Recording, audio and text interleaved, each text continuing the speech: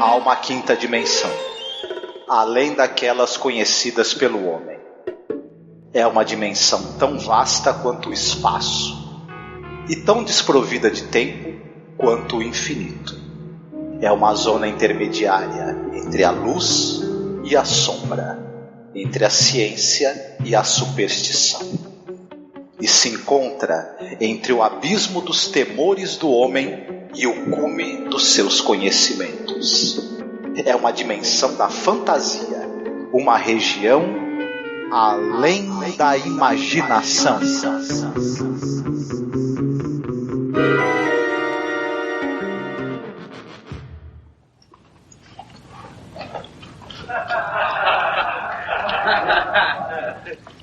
Let's see you pay for your drink.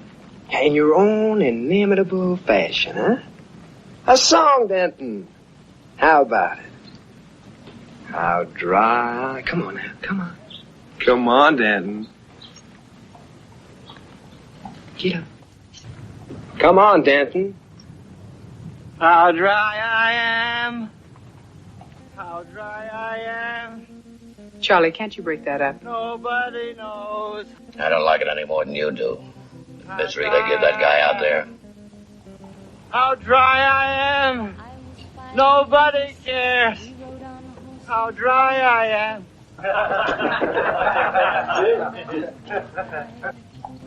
He would always win the fight, bang, bang. He shot me down, bang, bang. I hit the ground, bang, bang. That awful sound, bang, bang. My baby shot me. Olá, ouvinte, seja bem-vindo à nossa Zona do Crepúsculo. Eu sou a Angélica. Eu sou o Marcos.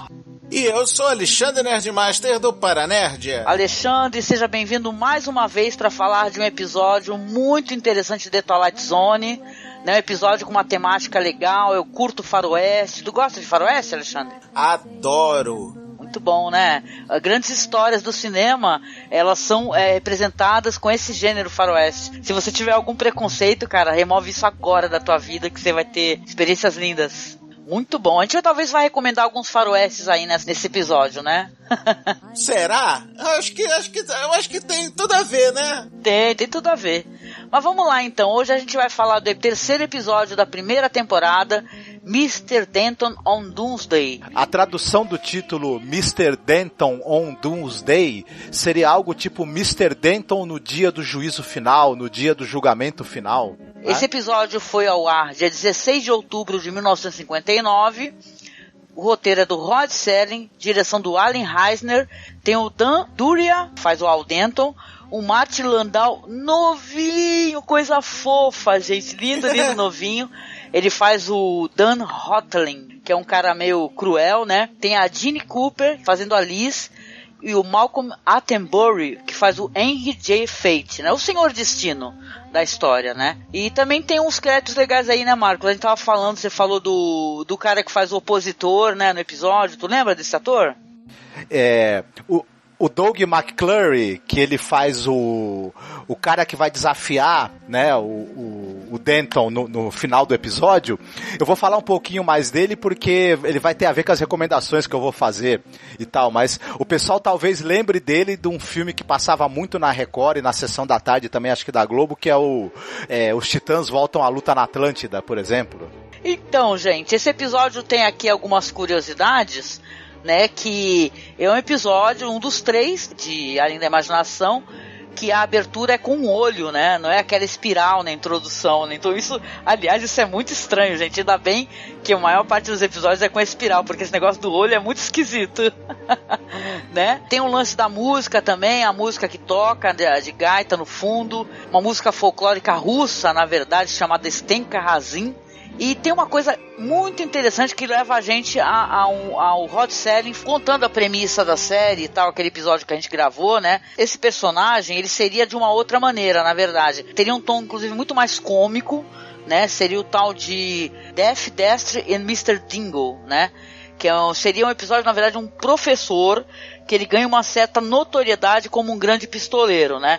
Então você vê ali que o Rod Serling fez uma alteração no roteiro, depois futuramente realmente teve aí um episódio chamado Sr. Jingle, o Forte, né? Que é interpretado pelo Burgess Meredith, sabe? Um episódio que deve ser muito legal, porque eu adoro esse ator. Então é interessante, né? O episódio tem um tom muito mais trágico, né? Do que cômico esse daí, né? Esse personagem, ele ia chamar Mr. Jingle. O Rod Serling tinha essa coisa de reaproveitar plots, né? Algumas temáticas aparecem ao longo da série toda e vários roteiros foram revisados e repensados. A diferença é que esse chegou a ser produzido, né? Entre algumas coisas que foram produzidas para ser oferecidas como prova ali pro estúdio, né? Que iria encabeçar a produção da série, mas aí acabou não indo ao ar. Outra coisa interessante também é que tem o Ken Lynch, né, que faz o Charlie, que se eu não me engano, gente, me corrija se eu estiver enganada, ele faz o barman, não é isso, do episódio? Sim, sim. O Charlie. Então, o Ken Lynch, ele vai aparecer novamente ali com o Martin Landau no filme Intriga Internacional, né, de 59, que foi lançado ali 20 dias antes, né, do episódio, né? Uhum, interessante que a transmissão de The Twilight Zone no programa foi em 16 de outubro, né? O cara fez um puta filme famosíssimo ali, há poucos dias antes. O pessoal vai lembrar do Martin Landau, ele é o Bela Lugosi do filme Ed Wood, do Tim Burton. E ele é o comandante Koenig do Espaço 1999, né? Então, E ele é o cara mais rabugento num filme também, Os Dois Velhos Rabugentos. É verdade. Cara, eu adoro essa série de filmes, é muito divertida, cara, dá uma saudade quando a gente vê. Me tira uma dúvida, o Martin Landau também não fez o Mr. Wilson do Denis o Pimentinha? Isso eu não lembro. Eu acho que não, Alexandre, mas se tu quiser a gente confere no MDB, mas eu acho que não. Que eu lembro. Acho que fez sim. Tá bom. Eu lembro de ser o Martin Landau. É verdade. Wilson, é porque o Martin Landau, ele é um cara que muita gente conhece a aparência dele enquanto um senhor idoso, né? E tal. Não são muitas produções que a gente consegue lembrar do Martin Landau novo. Eu lembro dele, por exemplo, no Cleópatra, né? Que a gente estava fazendo a revisão dia desses aí num canal de clássicos, e aparece o Martin Landau, novinho também, sendo um assistente ali e tal, um cara do soldado romano. Interessante, né? Se eu não me engano, né? Depois, se algum ouvinte quiser, se eu tiver errado, algum ouvinte que lembrar me corrija, mas se eu não me engano, o Martin Landau, ele aparece também nos Intocáveis, naquela famosa cena em que tá tendo um diálogo dele com o Elliot Ness e os dois estão com a arma debaixo da mesa e tal. Quando eu assisti esse episódio, eu nunca mais me esqueci desse momento, e se eu não me engano é o Martin Landau que tá nessa cena. Enfim, legal. Então vamos fazer o seguinte, vamos partir para a sinopse, pra gente comentar um pouco sobre o episódio? Faz a sinopse então, Alexandre? É comigo mesmo. Al Denton, uma vez conhecido como o pistoleiro mais rápido da cidade, depois de ter perdido várias vezes, inclusive para um adolescente, o que deixou ele totalmente consternado, ele acabou se tornando o bebum da cidade, né? A atração cômica da cidade, a ponto da galera até oferecer bebida para ele se ele cantasse umas cançõezinhas melosas. Depois de um certo tempo, ele acaba se metendo numa confusão devido ao fato dele ter encontrado um revólver no meio da rua, acaba disparando vamos assim dizer, o líder da cidade, líder dos bandidos da cidade, e um vendedor misterioso chamado Henry J. Fate, ele dá a Denton um frasco de uma poção que durante 10 segundos faz ele ser o atirador mais rápido de todo o planeta. O Denton acaba aceitando esse frasco, se livrou de algumas confusões, mas acabou criando outras coisas que a gente vai descobrir no episódio de hoje. Muito legal a tua sinopse, muito boa. Cara, esse é um episódio, como a gente comentou anteriormente, um episódio que tem essa temática do faroeste, né? Ele tem um tom muito dramático, e é interessante que o episódio, ele prepara a gente para uma tragédia. E não, né? Quando chega no final, a gente tem uma surpresa, tem um grande plot twist, né? O episódio. Cara, eu achei muito legal a interação dos personagens. Esse negócio, assim que nem você falou, o personagem, ele tem um lance de ficar pedindo a bebida, o Al Denton, né? Ele fica pedindo a bebida e os caras humilham ele, né? Então é muito interessante assim, triste a gente ver como eles têm aquele prazer, né? De ficar fazendo ele cantar uma música que é algo assim como estou tão seco, né? E tal, estou com muita sede, né? E tal, quero beber. E ele sofrendo aquela humilhação. E tem uma personagem que eu sempre falo mal de personagens femininas em The Twilight Zone. Espero que isso daí se altere, né? Diz os meus amigos que sim, né? Que tem personagens muito legais mais pra frente. Mas caramba, essa personagem eu achei ela maravilhosa, interpretada pela Jeanne Cooper, a Liz, que ela faz uma... Seria o quê? Uma espécie de uma vedete, né? Do bar. Cara, não fica bem claro o personagem dela, deixa meio dúbio assim, inclusive vedete, exatamente se ela... Vedete, eu acho que é mais das meninas, entendeu? Não diria cafetina, mas é a garota que faz a alegria da garotada na cidade. Sim. Claro que a série ela é muito pudica, né? Então eles deixam esse personagem dela na vestimenta dela, que eles colocam ali exatamente o que ela tá fazendo ali, né? Mas de qualquer maneira é uma personagem muito piedosa, né? E ela fala pro cara que faz o barman, fala, olha, você não pode impedir isso. Aí ele fala, eu já tentei, né, impedir, né, e tal. E os caras estão ali, né, fazendo aquele bullying absurdo com o personagem. A dado momento ele fica jogado no meio da rua e a arma se materializa ali perto dele, né? E você vê que já tem a carroça ali do vendedor, né, que é o Mr. Fate, né, o Senhor Destino. Cara, é muito legal o personagem dela. E eu fiquei assim com a impressão, inclusive, que depois mais pra frente ela tivesse uma história com ele, que a série não teve tempo de mostrar. Então eu achei muito bonito, me lembrou sentimentos que eu tive. Claro que são filmes de temáticas diferentes. Algo assim na época quando eu assisti O Homem que Matou o Facínora, sabe? Que depois, mais pra frente, o personagem vai virar um bêbado, né? Vai virar um ébrio da cidade, um cara que não atira mais. E outras coisas que eu já assisti, né, até de temáticas diferentes, tipo o Ip Man, sabe, aquele cara que o cara tem o dojo mais foda da cidade, e todo mundo vai tentar, né, assumir que, tipo, os outros dojos todos vão tentar ir lá lutar contra ele pra provar quem é melhor. Então, na verdade, a vida desse cara é um inferno, né, meu, porque, você sendo o melhor atirador, todo mundo vai querer se provar, né? Todo mundo queria chegar pro Bruce Lee e lutar contra ele, né? É foda.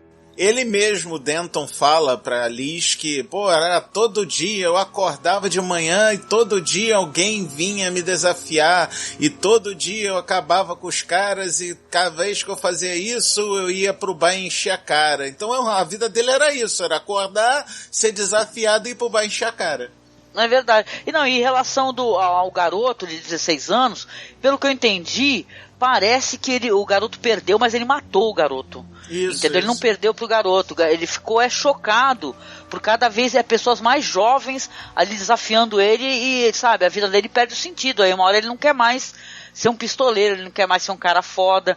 E quando aparece esse cara, esse personagem dá essa arma, o jeito como as coisas acontecem é muito curioso, porque ele fica balançando a arma, ele tá conversando, sabe? E balançando a arma e pá, atira na arma do cara que pula da mão do cara, né? Cara, eu não sei se vocês tiveram essa impressão, mas, cara, pareceu tanto cena de esquete dos Trapalhões, cara, que o cara, mas é que eu tô fazendo assim, daí, pá! Ih, desculpa, foi sem querer, eu não queria! Vocês estão falando em Trapalhões, esse episódio foi parodiado depois pelo Mel Brooks, né?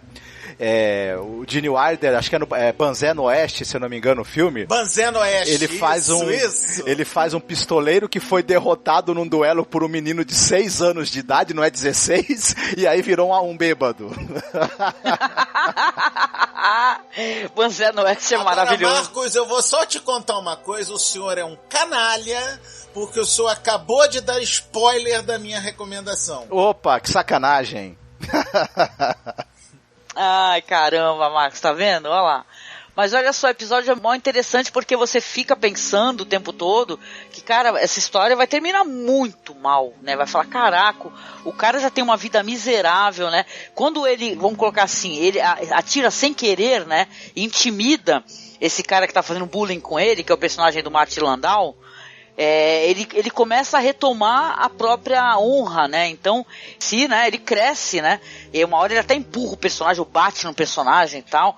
Ele volta a fazer a barba, ele fala que não quer mais beber. Mas, cara, não tem tempo pra esse personagem ter um pouco de paz na vida dele, porque na mesma noite, praticamente mal depois que ele saiu do barbeiro, batem na porta dele, né? Aí ele fala assim, é aqui que mora o Al Denton, que diz que é o melhor pistoleiro, não sei o quê. Aí ele, né, com aquela cara de, poxa, né? Sim, e aí? Porque o fulano de tal tá querendo te confrontar, porque, não, quer se provar com você às 10 horas da noite de amanhã. Aí ele fala, olha só, mas, né, aí você vê que ele para um momento, pensa assim, ele vê que não tem o que fazer, né, que se ele voltou novamente a ter essa fama, ele vai voltar, ele vai tornar a pagar o preço, né, dessa fama. Então é foda, cara, é foda. Você vê naqueles momentos, tem até um diálogo dele, gente, que é uma coisa muito bonita e muito triste, cara, muito triste. Quando ele tá conversando com a Liz, ele fala com ela assim, olha, um dia eu comecei a beber e não parei mais, né? Então é foda isso daí, né? É mais uma história que trata disso, né? Da pessoa sem esperança e tal. Mas caramba, ele não tem pra onde correr, né, gente? Ele vai ser obrigado a confrontar esse novo desafiante aí, né? E ele tem certeza que vai morrer, porque tem um momento do episódio em que ele pega o revólver e ele tenta treinar ali para atirar em alguns alvos, ele erra os tiros. Ele meio que resolveu se barbear, se arrumar, porque ele também quer estar apresentável na hora que ele for enterrado, né? Porque ele tem certeza que ele não vai sobreviver nem ao primeiro duelo, né? E tal. Porém... né? Mas é porque a mão dele treme também, tem isso, né? O cara é alcoólatra e a mão dele fica tremendo. Ele não consegue ter firmeza pra ter mira. Cara, o que acontece? O Denton, como a gente falou agora há pouco, ele foi visitado pelo tal do Harry Fate, e ele deu a poçãozinha que, segundo ele, basta o cara beber e durante 10 segundos ele é o pistoleiro mais rápido da história da humanidade. Tanto que ele fez ele provar o negócio lá da poção e atirar numa lâmpada, e ele atirou sem nem pestanejar, estourou a lâmpada. Aí o que acontece? Ele recebeu o convite, né, do outro figurão de bandido pra, o cara vai vir aqui 10 horas pra matar você. Então tá, então toma, ó, a poção é essa, quando chegar uns segundos antes das 10 horas, toma a poção e mata o cara. Aí beleza, né? Então tá, então quando o cara chegar, tô todo confiante, que eu já vi que essa poção funciona, eu vou tomar a poção e dane-se. Só que, quando o cara chega com a gangue dele, ele também tem um frasquinho da poção, e o Denton vê ele tomando o frasquinho da poção ao mesmo tempo que ele tomou, ou seja, estão os dois com a tal poção do gatilho rápido. E o que acontece por causa disso? Os dois estão exatamente iguais, eles conseguem atirar exatamente no mesmo tempo, e um detona a mão do outro da pistola, o que acaba fazendo com que os dois não possam mais ser pistoleiros, o que pro lado do Denton é uma maravilha, porque ele agora tá livre e não vai mais poder duelar com ninguém, e ele vai ganhar uma vida nova por causa disso. Ou seja, no final das contas acabou sendo um final feliz nessa brincadeira. Isso mesmo. E pro Grant eu acho que também, porque na verdade se ele ganhasse o duelo contra o Denton, ele ia passar a ser desafiado e talvez não vivesse muito, né? Então... eu acho que pro Grant foi bom foi empate, porque se ele ganha, ia ser sacanagem porque ele ganhou de um bêbado. E se ele perde, ia ser mais sacanagem ainda porque ele perdeu por um bêbado. É verdade. É verdade, tem essa questão, né? E o que eu acho legal no episódio também, que o personagem do Al Denton fala pra ele, né? Poxa, você é um cara jovem, né? Então pra você ainda tem tempo, né? A vida não tomou tanto de você quanto tomou de mim, né? Porque ele virou um bêbado, né? Sem a menor honra, né? E tal, se humilhando pra poder receber bebida. Então, pô, é legal. Tem um final, assim... quando a gente pensa em alguns episódios que a gente já comentou aqui no podcast, fala, porra, é um final feliz, né, cara? Né? O cara chegar e falar, olha, acabou a minha mão da... tipo assim, a minha mão de atirar não funciona mais, né? A tua também, porra, vamos viver a nossa vida, cara. Entendeu? Acabou, já era, entendeu? Tem a desculpa perfeita, né? Não adianta. É uma atuação muito boa do Dan Duria, ele tá excelente. O pessoal acho que vai lembrar dele, ele é o Johnny Prince do Almas Perversas e o Léo Hubbard do Perfídia. 2 grandes filmes, né? Um do Fritz Lang e outro do William Wyler. E ele é um excelente ator, né? Aí ele já estava mais atuante na televisão nessa época do que propriamente no cinema, mas ele é um cara muito experiente. Todos esses vários sentimentos que perpassam o personagem, né? Desde aquela derrotado, né, caído, né, um homem sem moral e sem vontade nenhuma, essa recuperação da moral que ele tem depois do primeiro duelo, toda a preocupação e antecipação que ele tem em relação ao futuro, tudo isso é muito bem retratado pelo ator. Eu gostei muito da atuação dele. Eu não sei se o Duria é de experiência própria dele ou tal e coisa, mas ele passa um bêbado bem convincente. Passa mesmo, é verdade. Essa coisa de você alterar a voz, a postura, e você ter aquela coisa meio pastosa, né? É aquela voz exata, aquela voz pastosa, cara. E o jeito, desculpa, não foi, não, eu não quis, não foi de propósito. E ele pedindo pra Liz, fala pra eles que eu não atirei de propósito. Isso aí é muito coisa. É verdade, né? Lembra até aquele filme lá, o Farrapo Humano, né? E tal, aquela atuação do cara totalmente destruído, né? E tal, que é um clássico do cinema também de... Ray Milland, né? Matando a pau nesse filme. Então vamos fazer algumas recomendações aqui, de algumas coisas que nos recordem o tema. Vou deixar primeiro o Alexandre recomendando. O que você tem de bom aí, Alexandre? Uma das minhas recomendações já foi spoilada pelo senhor Marco Noriega. Obrigado, inclusive, tá? Atirei primeiro. É o problema. Ele tomou a poção. Ele foi mais rápido do que eu, viu? Isso que acontece. Que é de Mel Brooks, obviamente. Banzé no Oeste, que é... Cara, um dos filmes mais engraçados que eu já vi na minha vida. A querida Angélica e querido Marcos estão aqui para não me deixar mentir sozinho, que é uma sátira aos westerns espaguete mais escrachada e com o final, se você nunca viu Banzé no Oeste, se prepara pra ver um final que vai fazer a tua cabeça. Eu adoro, amo Banzé no Oeste, eu adoro Mel Brooks, entendeu? É muito legal como a trajetória dele enquanto diretor é uma grande homenagem ao cinema, sabe? É muito maravilhoso. Só isso que eu queria dizer. Saudade do Gene Wilder, né? Muita saudade. Muito. E uma outra recomendação que eu quero fazer também no tema Western Spaghetti, por que não o Western Spaghetti dos Western Spaghettis, que é nada mais, nada menos que... Por acaso, em alguns lugares é conhecido como Três Homens em Conflito, mas eu não conheço como esse nome. Eu conheço como O Bom, O Mal e O Feio. Que nem nossa amiga falou, é o único título possível para esse filme, né? Exatamente. Né, óbvio. Não existe outro. É O Bom, O Mal e O Feio. O negócio de Três Homens em Conflito é a história da oposição. Esses filmes que ele citou eu gosto tanto, mas tanto, que se eu começar a falar, danou-se. Então não vou nem comentar. Assistam, quem ainda não viu Banzé no Oeste e Era Uma Vez no Oeste, pelo amor de Deus, para tudo e vai assistir. Depois continua. Não, no Oeste não, maluco. Os Três em Conflito. Desculpa, os Três Homens em Conflito, mas na verdade... O Bom, o Mal e o Feio. Isso, mas na verdade eu sugeriria que se a pessoa vai assistir esse, veja os westerns do Sergio Leone, todos com o Clint Eastwood, mais o Era Uma Vez no Oeste. Já aproveita ver o pacote todo, porque vai valer a pena. Isso. Já vai na trilogia dos dólares toda também, de uma vez. Não tem problema, não. Aqui só tem boa recomendação. Concordo. E você, Marcos, o que você recomendaria? Olha, falando em pacote, eu vou recomendar um negócio que não tem exatamente a ver com o filme. Mas tem. Esse ator que faz o jovem que desafia o Denton, que é o Doug McClurry, ele é um ator que ele aparece em vários filmes de um diretor chamado Kevin Connor.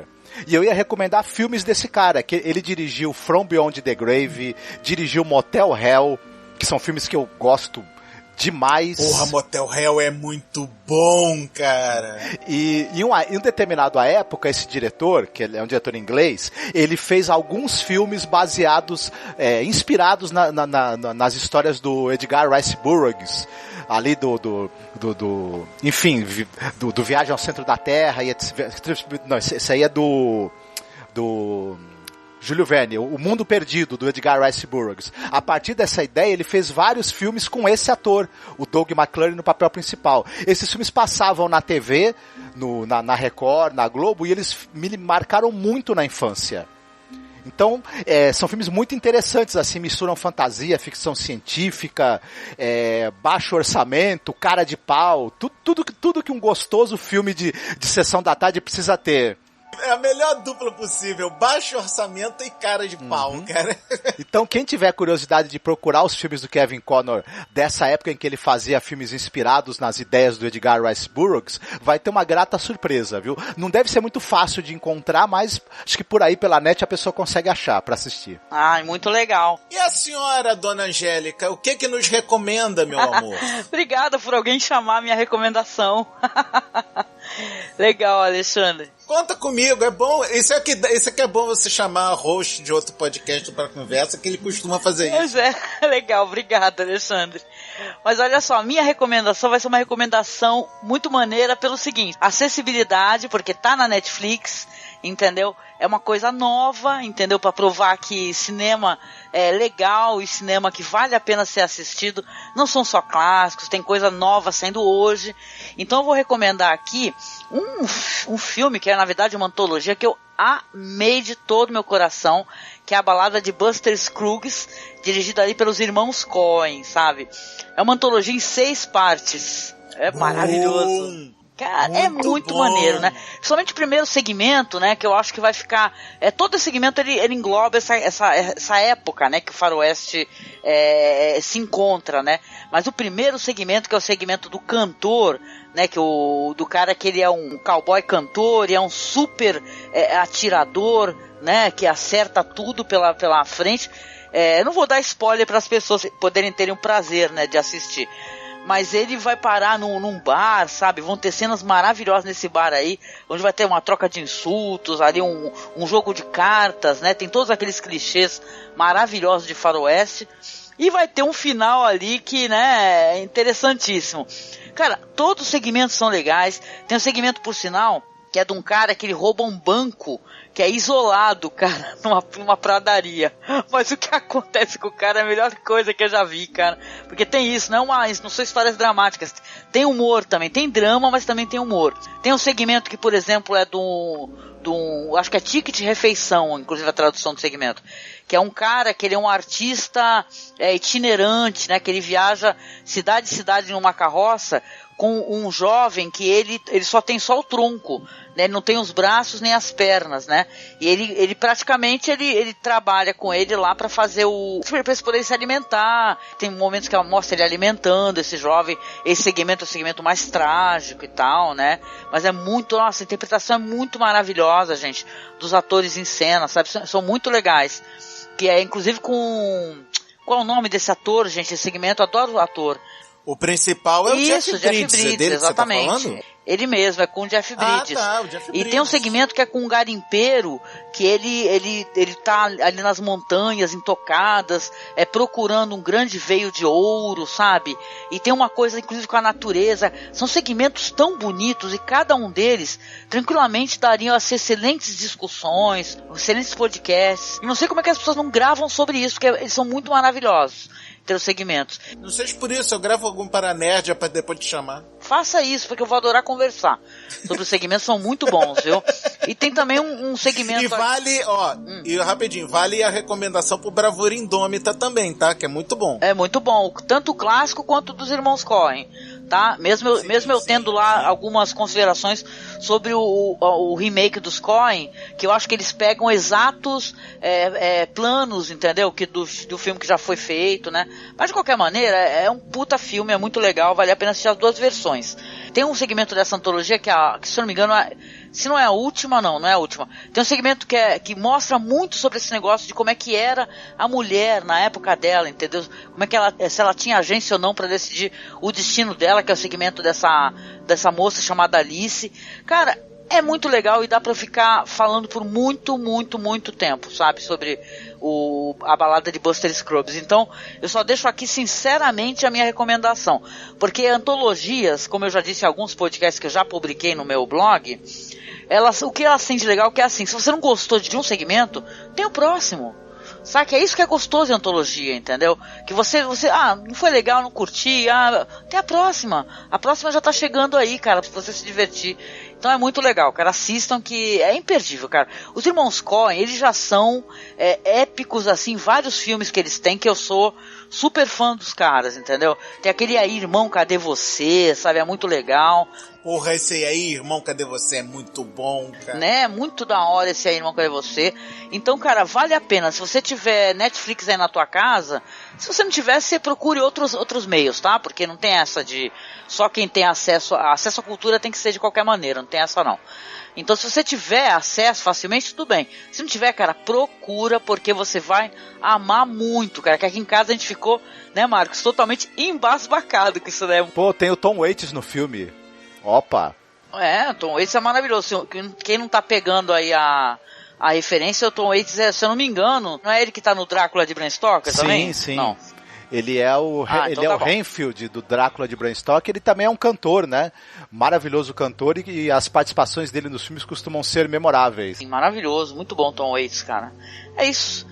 E aí, gente, chegamos ao final aqui do nosso minicast, na verdade. Alguém me sinalizou no que a gente faz minicasts, né? Então tá bom. Mas essa pessoa que sinalizou isso, fica bem claro uma coisa, que não importa o tamanho, e sim o prazer proporcionado. Isso, sim. Mas olha só, a gente tá chegando ao final do nosso podcast ou minicast. E eu quero agradecer ao meu amigo Alexandre por mais essa participação. Alexandre, fala um pouco sobre o seu trabalho na internet e convida as pessoas a te visitar no Paranerdia. Em primeiro lugar, eu é que quero te agradecer, porque está sendo uma das sequências de minicasts mais divertidas e gostosas de gravar que eu já tive em muitos anos, tá? Já tava com uma saudade louca de gravar contigo e com o seu Noriega, entendeu? E pros queridos ouvintes daqui do Cine Masmorra, eu sou Alexandre Nerdmaster, dono, sócio e responsável pelo Paranerdia.com.br, um podcast para nerds. Diversas atrações, entre elas o Paranerdia, o Huntercast, o Man HQ, o Primeiro Disparo, o Nerd Maratonista e o Para Alternativo, que já foi feito e refeito e agora será trifeito. Um convite para Madame Dona Angélica e seu Marcos Noriega participarem. A gente vai ter, inclusive, uma surpresinha de descobrir quem vai ser o host. Oh, meu Deus. Fiquem atentos aí, hein, gente, quando sair esse podcast, hein? Vamos ver no que vai dar. Estou aí no suspense. Muito bom. E, Alexandre, obrigada, meu amigo, mais uma vez. E chegando ao finalzinho aqui, a gente sempre convida o Marcos a deixar uma mensagem final, né? E aí, Marcos, você teria uma mensagem pro ouvinte? Olha, se você é daqueles que vive agarrado na sua arma, no seu revólver, só pensa nele o tempo todo, ou você que só quer saber de encher a cara o tempo todo, vou te falar que um namorado legal, uma namorada legal é é uma escolha muito melhor pra sua vida, te garanto.